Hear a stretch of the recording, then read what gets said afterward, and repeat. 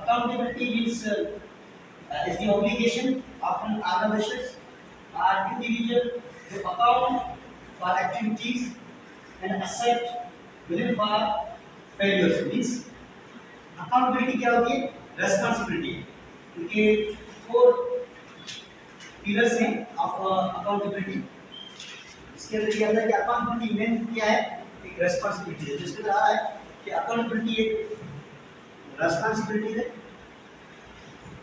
Responsibility है, दूसरा एंसरेबिलिटी और तीसरा ट्रूथफुलनेस और चौथा है लायबिलिटी. ठीक है. और दूसरा है ऑडिटिंग. क्या होती है? Accountability and audit. Audit mostly again the term audit usually refers to a financial statement. Audit यानी ऑडिट हम उसको कहते हैं एक फाइनेंशियल स्टेटमेंट. इन किसी भी ऑर्गेनाइजेशन और कंपनी का फाइनेंशियल स्टेटमेंट को हम ऑडिट देते हैं. उसका जो भी उस कंपनी में परचेजिंग हुई है, सेल हुआ है, जो भी उनका रिकॉर्ड है उसको ऑडिट करना है. ऑडिट के 2 टाइप होते हैं मेन. उसमें क्या होता है? एक इंटरनल ऑडिट और दूसरा एक्सटर्नल ऑडिट. इंटरनल ऑडिट जो है, इंटरनल ऑडिट में क्या होता है? Internal auditors work for the organisation as internal employ. यानी कि इंटरनली जो एम्प्लॉय है उसके लिए इंटरनल ऑडिट को यूज किया जाता है.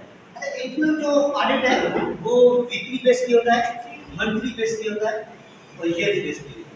ये उसकी खास यानी कि आप वीकली इसको ऑडिट करते हैं. आप डेली बेसिस पे भी इंटरनल ऑडिट को यूज कर सकते हैं. मेरा ये कहना है कि डेली बेसिस पे भी जो भी बिजनेसमैन है, जिसका भी छोटा मोटा बिजनेस है, वो क्या करेगा? वो डेली बेसिस पे अपने बिजनेस के अंदर कितनी यानी कि क्या परचेजिंग कितनी हुई तो वो डेली बेसिस पे ऑडिट करेगा. कितनी परचेजिंग हुई है, क्या चीज़ें बिकी है, क्या कितना प्रॉफिट आया है, तो वो डेली बेसिस पे ही हो सकता है. लेकिन इंटरनल ऑडिट वीकली बेसिस पे है. और ठीक है बेटा. और दूसरा है एक्सटर्नल ऑडिट. एक्सटर्नल ऑडिटिंग हम उसको कहते हैं come in from outside the organisation to external accounting and financial record. यानी कि आउटसाइडर्स. यानी एक्सटर्नल ऑडिट हम उसको कहेंगे जो आउटसाइडर्स आएगा, जो ऑडिटर होगा वो आपके कंपनी की या ऑर्गेनाइजेशन की ऑडिट करेगा, उसको हम कहेंगे एक्सटर्नल ऑडिटिंग. ठीक है बेटा.